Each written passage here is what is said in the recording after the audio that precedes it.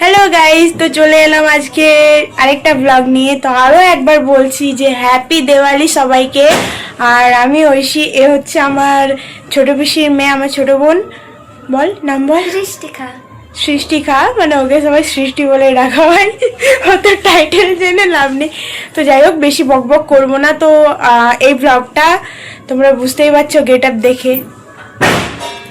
তো এই ব্লগটা ফাইনালি আমাকে জোর করে মা আর পিসি মিলে হচ্ছে জামা পরালো। পাশের বাড়ি কয়েকটা মামি মাসি ও সবাই মিলে আমাকে বলছে যে না, জামা পর, নাইটি পরে পুজো দেওয়া ভালো হবে না।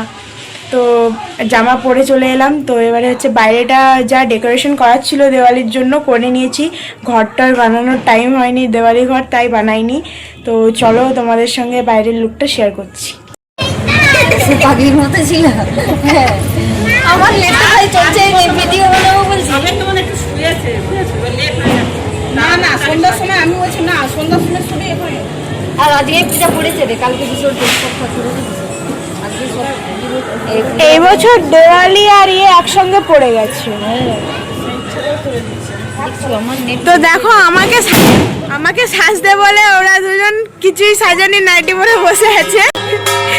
আর এই যে এই মামিটাও বলেছে আমাকে সাজতে।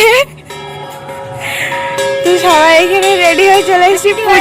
পুজো নাইটি পরে আমার হয়ে। তো গাইস, ভিডিওটা এতদূর অবধি লাইক, কমেন্ট আর চ্যানেলকে সাবস্ক্রাইব করে দাও। টাটা।